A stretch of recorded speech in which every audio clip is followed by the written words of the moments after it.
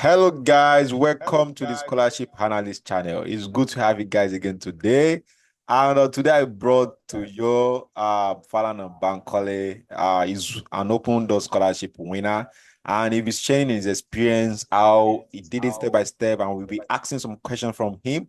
And also, if you have any question after watching this video, put it in the comment section and I'm going to put it up to him. And let's get started. And before I continue, if you are watching this video right now, kindly subscribe now. Don't forget to share with your friends.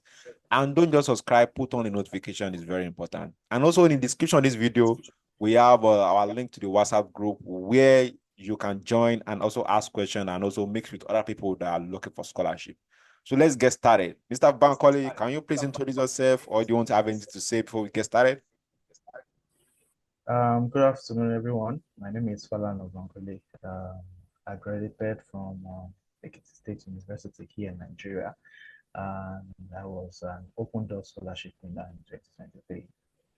And I'm here to answer questions and guide you through the process of applying for the scholarship. For those who are interested to apply for 2025, I guess. Yes, I am. Okay. Thank you for that, Mr. Bankole, for the nice introduction. Let's get started. So, I'll be first of all be asking a question, and the question is basically like was it the open door scholarship? Was it the only one you applied for when you are trying to apply for scholarship, or you also try to apply for other countries and the likes, and open door scholarship came through? Yeah, well, it has always been a difficult process. Let me just say, I applied to different scholarships, ranging from Chefney to Korean government scholarship, a lot of scholarships, DAD, and I also applied to Hungarian. I think it's Hungarian, yeah. Then I can't name everything, but I was actually happy, elated when I received the Open Door Scholarship. It was quite easy compared to others because of the portfolio, because I had some articles written, I could feel some things there, and it was quite easy for me. But I was happy that it came through, and that's it. Oh, thank you for that. And also, I have a question, and the question is because recently, because open door scholarship application it's opening, is drawing near, and some people in our group, scholarship analyst group, they're asking me that how do I make sure my application stand out? Like, what do I need? Sure that I will also be able to be a winner because a lot of people in our group want scholarship and they are preparing for their visa and preparing to travel this September. So sorry, last September, last month. And they asked me a question, which document should I prepare? How can I stand out and the like so I can also be a winner? Do you have any advice for guys, for members like that? Yes, the main thing is to have a good portfolio and also research about the scholarship before it begins. Although you have enough time to build your portfolio, but it's important you read the criteria of the scholarship and prepare well enough before the scholarship opens. I know you'll be writing motivation letters and that has different segments. You should also be adding your probably you have publications, you've written an article, you've published, you've gotten awards, your work experience. These are some of the things that will be graded for your portfolio. So it is important you, for example, this YouTube channel, it's important you read about the materials you're going to submit well enough, prepare for it before the scholarship opens so that you can submit a competitive application. Yeah, thank you very much for that. That's a nice one. So, and during your own application process when you were applying, at the time, so how did you prepare for your application and what strategies do you use to stand out? Well, to start with, I made sure that I read the criteria, like I said. it is important you read and research about the scholarship before you even attempt it. I made sure that my motivation letter was crafted and was developed within a month. And also my portfolio, I had been building up the portfolio over time before applying for the scholarship. I had some articles published, and also I prepared for the exam very well. And it's not as if I took them at a stretch. I think you have 3 attempts to write the first test, Yeah. and I made sure that I did one, I think once a week, just to improve my profile, just to improve my score. These are some of the things that will make you stand out. Apart from the exams that you're going to write. For the exam, I made sure that I downloaded the topics that we need to research. Although Open Doors made this easier for you because you have textbooks you can read. They will attach it Yeah. to the document. So I made sure that I read the relevant texts, and I was prepared. I was actually prepared for the exam, and I aced the exam. And when the results came out, the subsequent year, I was actually happy. And so the main thing is you need to prepare well. You need to write. Don't rush. Don't rush. When you're writing your motivation, make sure that it is genuine and not generic. I know we are in the age of ChatGPT where you can just coin out something from ChatGPT. It may not be able to give you what you actually need because you are trying to convince some set of individuals to give you a scholarship. So you need to stand out. ChatGPT will give you something generic. So it will be average. Obviously, you can still submit, but it will be average. So you need to stand out. Um, it's motivation. Obviously, my motivation will be different from the next person beside me. So you need to find something that really, really interests you, and write. Then, one of the challenge, like I said, was reading for the exam, and I took my time. I took my time to download the materials, topic by topic. I read the text, and because I'm not transitioning to another course. I read economics and I applied for economics, so it Mm-hmm. was quite easy for me.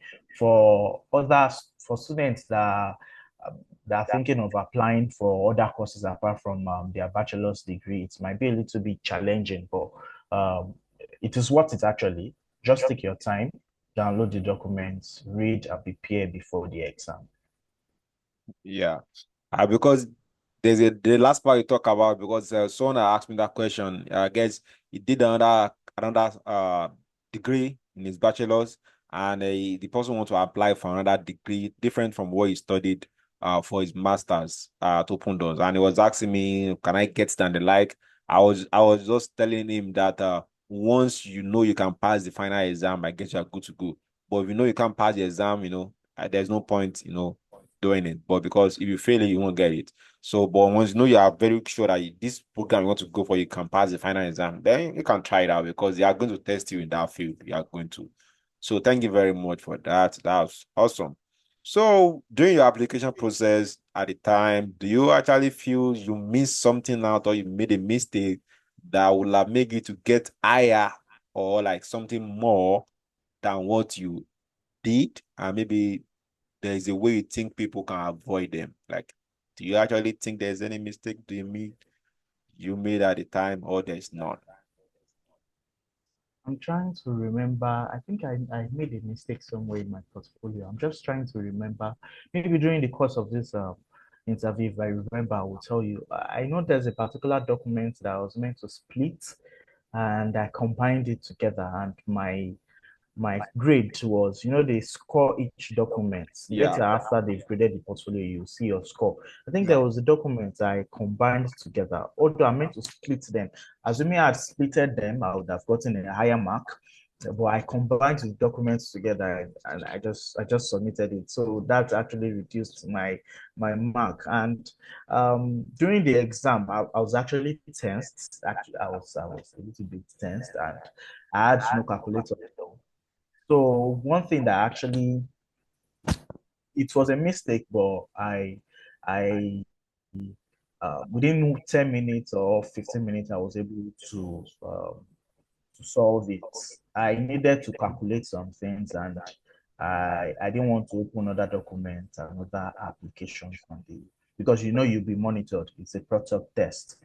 So I was skeptical. I was scared maybe I should open the calculator, or I should use the Excel to calculate. So I had to type and chat the examiner, and they replied that yes, I can go ahead. But it took around 30 minutes before they replied me. So that actually reduced my pace, and I think I finished most of the questions, but you know, um, it actually reduced my pace, and those are some of the things that are really affected me.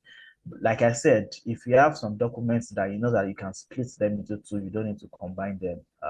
Just especially in your portfolio, split them, upload them. I'm trying to remember the exact documents. Maybe in the course of the interview, if I remember, I'll communicate that and do justice to that. But like I said, prepare before time, have your relevant documents available. You don't need a recommendation letter, so that makes it easier for you. If you have your transcript, I don't know whether we use transcript or certificates, but if you have all the documents, just upload them. Make sure that they are titled your name, and probably I rename them well, and submit all the documents. Make sure that you don't rush. The main thing is you don't need to rush, and you don't wait till the deadline date to submit your applications. So, and you get a good grade. But the main thing is just make sure that you get enough grade from the portfolio. It's very important. You get, because nobody is monitoring you doing portfolio. Make sure you get enough grade from the portfolio. Your work experience, I think you need a letter of employment. Make sure you get that, and you'll be fine. Yeah. Thank you very much for that. Thank you very much. And also, there was a little transmission technical issue. So my camera is not clear currently because something went wrong, but we manage this for now. So thank you very much, Mr. Banky. And also another question I want to ask are do you like Russian babes?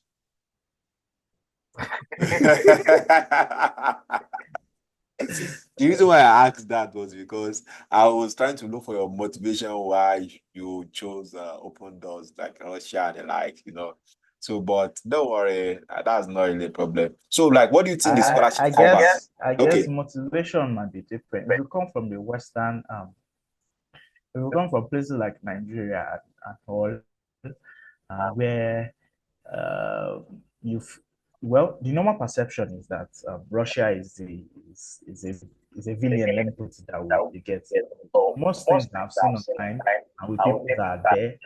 I see that Russia is actually a cool place to live. You get, although I'm not there, you understand. I, I got the scholarship by Dinko. You get, it's a very good place to live. But our perspective rather, um, about Russia is quite different. We feel that the things they are not good. It's a very terrible place to live. With the war that is going on. But like I said, it's with what I've seen online and what I've heard from people, and it's actually a very good place to live and learn. So the Nice, main nice. thing, the major barrier is actually the language, which you will need to learn. So Yeah, thank you. I was actually coming to that question that were you scared of the war? That's why you didn't later go for it, even though you won the scholarship. Is it because of the war you're scared, like, oh, Ukraine and Russian war? I don't want to fight war. yeah, actually, that's the main reason why I didn't go to Yeah, Russia I thought because as of the much. Yeah, I I you thought. know here in Nigeria we're coming from a place where family your actions and inactions and depends on your family actually. So my family were not also in support, so I wouldn't want to do something against Yeah, that makes sense. Yeah, family, so I had to yeah. stay back. Yeah. So, and also one more question.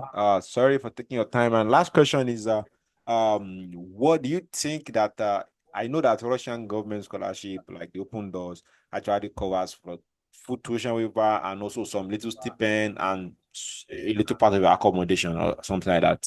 And do you actually advise people that you take extra money at time, or do you think that once they get it, they'll be fine? Like, what advice can you give on that? No. Do you understand my question? Yes, I do understand what you're saying, and it's very important to also prepare ahead. You get, although your tuition fee will be covered, it's also important you have your what's it called, upkeep with you, because you might be interested in buying some other things that might not be covered. Aside from that, with what I've learned over time, watching reading on the scholarship and people that have gone there, getting job, you also need it might take a while before you get your job, Yeah. before you get job and start working. So you also need to prepare well enough. Oh, if I know I'm going, because your scholarship results might come out in March. Is it in March or in February? In February. February. Yes. So at least between February to August, you should have saved a little bit, um, get enough money to take care of yourself for at least 6 months. So you can give yourself a breathing space of 6 months to get job while you learn the language and other things. So it is very, very important you also prepare well enough to go there. Yeah, that's true. Thank you very much for your time. Really appreciate. And if you have not subscribed, subscribe now for more content like this and for more insightful advice and information. So thank you very much, Banky. We highly appreciate your time, and God bless you. And also, God bless you guys. Have a wonderful day.